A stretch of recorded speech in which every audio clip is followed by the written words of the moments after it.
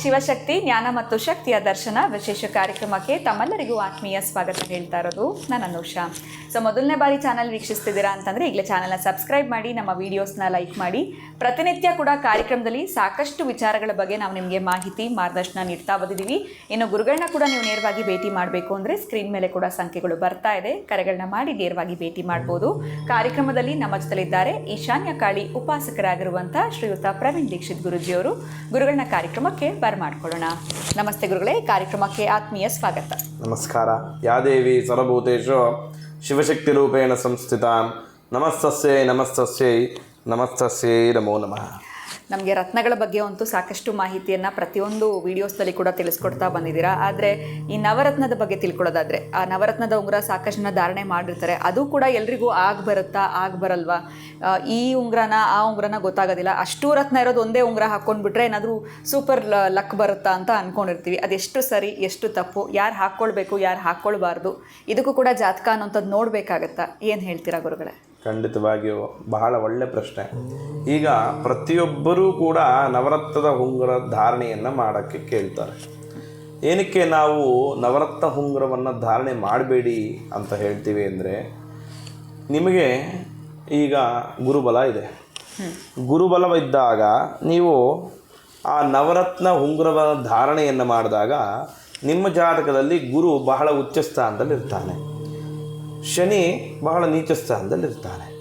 ಯಾವಾಗ ನೀವು ಅಷ್ಟೂ ನವಗ್ರಹಗಳಿರೋ ಉಂಗುರವನ್ನು ಧಾರಣೆ ಮಾಡ್ತೀರಾ, ಮಾಡಿದ ತಕ್ಷಣ ನಿಮಗೇನಾಗುತ್ತೆ ಅಂದರೆ, ಗುರು ಪ್ಲಸ್ಸಲ್ಲಿದ್ದ, ಶನಿ ಮೈನಸ್ಸಲ್ಲಿದ್ದ. ಪ್ಲಸ್ಸಲ್ಲಿರೋ ಗುರುನು ಶನಿ ಮೈನಸ್ ಮಾಡಿಬಿಡ್ತಾನೆ. ಅದಕ್ಕೋಸ್ಕರವಾಗಿ ನೀವು ನಿಮ್ಮ ರಾಶ್ಯಾಧಿಪತಿ, ನಿಮ್ಮ ನಕ್ಷತ್ರಾಧಿಪತಿ ಯಾರ್ಯಾರಿರ್ತಾರೆ ಅವರ ಒಂದು ಹರಳನ್ನು ಮಾತ್ರ ನೀವು ಧಾರಣೆಯನ್ನು ಮಾಡಬೇಕು. ಇಲ್ಲವಾದಲ್ಲಿ ಎಲ್ಲ ರೀತಿಯ ಹರಳನ್ನು ನೀವು ಧಾರಣೆಯನ್ನು ಮಾಡಿದ್ರೆ ಈ ರೀತಿ ಮೈನಸ್ಸನ್ನು ಕೊಡ್ತಾ ಬರ್ತಾನೆ.